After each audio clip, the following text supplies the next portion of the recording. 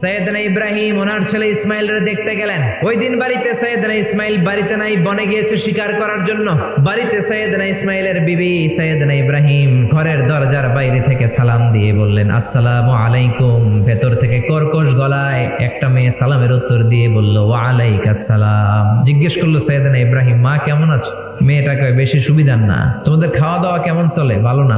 তোমার জামাই কই? বনে গেছে।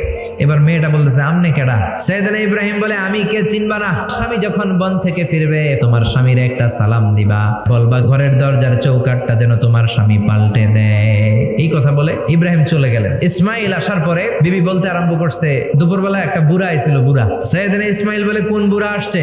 কি বলছে? বিবি বলে, আপনারে সালাম বলছে। ওয়ালাইকুমুস সালাম। আর কি বলেছে? আর বলছে ঘরের দরজার চৌকাঠ যেন আপনি পাল্টে ফেলেন। এই কথা বলার পরে সৈয়দনা ইসমাইল চিৎকার দিয়ে বলে, ও কি করলি তুই? নিজের কপাল পড়লি, নিজের কপালে নিজে কুড়াল মারলি।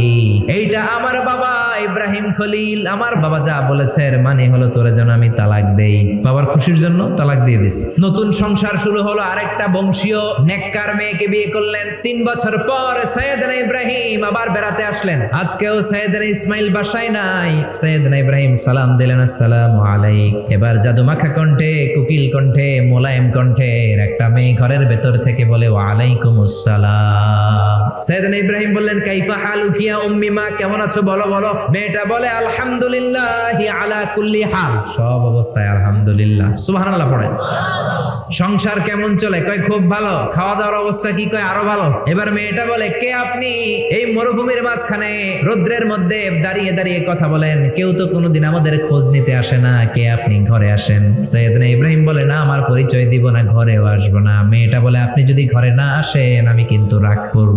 জোর করে ঘরে নিলেন, শরবত খাওয়ালেন, খেজুর খাওয়ালেন, রুটি খাওয়ালেন, মাংস খাওয়ালেন। সৈয়দনা ইব্রাহিমও চোখের পানি ছেড়ে দোয়া করলেন আর বললেন, তোমার স্বামী যখন বন থেকে ফিরে আসবে তোমার স্বামীর একটা সালাম দিবা, বলবা ঘরের দরজার নতুন চৌকাঠ যেন জীবনেও না পাল্টায়। চলে গেলেন। ইসমাইল আসলেন। বিবি বলল, নুরানি চেহারার এক আল্লাহর ওলির মতো মুরব্বী লোক আসছিল। মুরব্বী আসছে শুনে ইসমাইল তো ভয় পেয়ে গেলেন। কিরে কেমন আচরণ করেছিস বল? বিবি বলে, আপনি ভয় পাবেন না, আমি খুব ভালো আচরণ করেছি, আপ্যায়ন করেছি। তিনিও খুশি হয়ে আমার মাথায় হাত বুলিয়ে দোয়া করে দিয়েছেন আর বলেছেন ঘরের দরজার নতুন চৌকাঠ যেন জীবনেও আপনি না পাল্টান। সুবহানাল্লাহ।